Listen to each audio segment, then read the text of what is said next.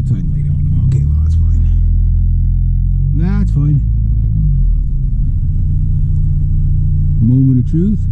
So I figured out what break. So it's the pole right there that the breaker blew on it. There's a tree on the road there.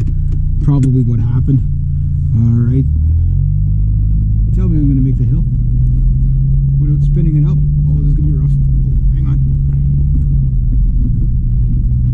There's no ice on it, so I did get stuck on that hill. It took one time. It took me 3 tries to get up it. It's not bad now, but it's just when it's soft, I don't like to spin up the hill, eh? So it's not too bad. I'm going to take my time coming out of here because it's kind of bouncy. So I can go home, call my client, say good news, you can come back home whenever your little heart desires. So we closed all the traps, ran the water. There's 2 hot water tanks there to deal with. So we got one turned on, the other one I'll just turn it on because it's kind of like the guest area. I've got a few suggestions to do from John. He told me to clean out around the hot water tank. I didn't realize how much sand was around the hot water tank, so I always look at the front. He goes, yeah, look at the back, see all the sand there? He goes, make sure that's off, that's going to rust. So, oh, yeah, okay, no problem at all. So I'll come back tomorrow night, just check on. We got the heat on there, so it'll be all nice and toasty warm. Yeah. And got all the hoses hooked up. That's snow. That better not be snow. I'll punch you, snowflake. Every one of you. I'll punch each one of you in the face. I don't care if there's 100 billion of you. That's friggin' snowing. That's stupid. Why would it do that? It's like April 21st. That's stupid. Girl at the gas station said this morning, she said, yeah, it was snowing when I left the house a little bit. She goes, it's supposed to snow again. I'm like, I don't know if I like her anymore. Because she said it's probably going to snow today. I was like, I don't know if we can be friends anymore. You know, with that kind of language, you know what I mean? But anyway, I'll forgive her. But she jinxed it. She jinxed it. I'll have to tell her next time. I say, you jinxed the weather. You made it snow. Yeah. So hopefully my friend Amanda and her kids have a fun time at Omega Park today. I've never been there. I've always wanted to go, especially with my camera, and get some, pictures of buffalo and elk and caribou and all that good stuff. And wolves there, deer. It's like a petting zoo, right? So, but it's all Canadian animals. I thought they had giraffes there, but apparently not. Maybe they did at one time, but there might be like, I think a lot of these like zoos, a lot of them are closing down. But a lot of them, like what they do is they have animals for a temporary amount of time, then they reintroduce them to the wild, and then there's a lot of animals, they just can't survive here, you know what I mean? Like a lion probably wouldn't be able to survive here, like a winter, you know what I mean? Like a tiger would probably be able to survive here, but I don't think a lion could. Well, I know a tiger could because they survive in Russia, so Siberia, right? So they're no problem in the winter. We got cougars here, but no lions. Like I don't think there's ever been a historic record of lions in North America. Like no prehistoric lions, just tigers, saber-toothed cat. Yeah, well, technically a saber-toothed cat's like the cousin of a lion. That was a total. I'm glad those things don't exist anymore. They would eat lions for lunch. I watched a video of 3 lions fighting. 2 lions were brothers, and they ganged up on this other lion, and they were, oh man, they had him so, like his guts were hanging out, and he was still fighting back. Like not very well, but he was still fighting back with his guts hanging out. It's like, wow, talk about brutality. Like just,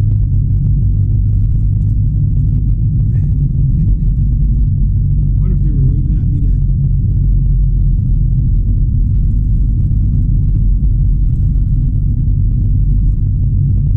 Waving, I don't know if they're waving at me or not, but but anyway, yeah, talk about the brutality. Insane. Totally insane. But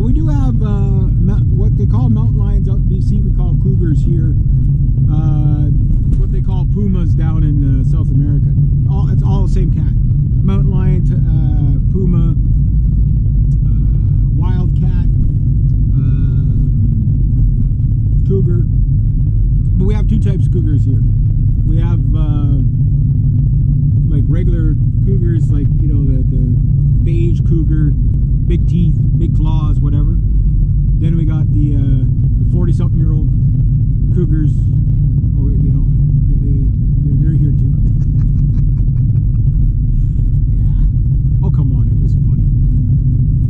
How dare you? Yeah. So that's good. So I'm glad that we got that done today.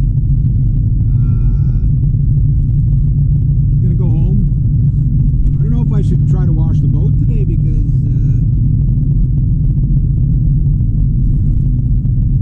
don't want my garden hose to freeze. So maybe I'll just work on the chicken coop a little bit today. I almost got the chicken coop ready to go. The hard part's going to be putting the fence in and getting the four-wheeler out of there. Might get lucky. I bet you that four-wheeler will run though. Just got to hook a battery to it, put some gas in it.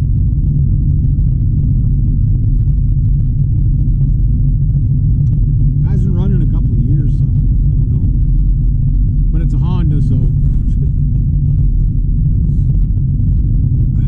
yeah. So otherwise, good morning. And pretty much, I guess, this week coming, everything's back to normal. Like, all my clients will be back to normal. And yeah. So, talking about chainsaws again, a little bit of a tip for people, like, you know, getting into the chainsaw work. Like, a guy like me, like, I mean, I've been using chainsaws since I was like 10 or 12 years old, right? And I mean, not working with them, but, you know, like, I've known how to use them since that age. And since that age, you know, I've probably cut a couple of thousand, you know, 1,000 cord worth of wood, right? So, I know enough to be dangerous, you know, so there's no, like, it's an ongoing learning. You always learn something new, right, when you're dealing with trees. But I did learn enough to know what I can do and what I can't do. It is one of those things, if you are going to get into it,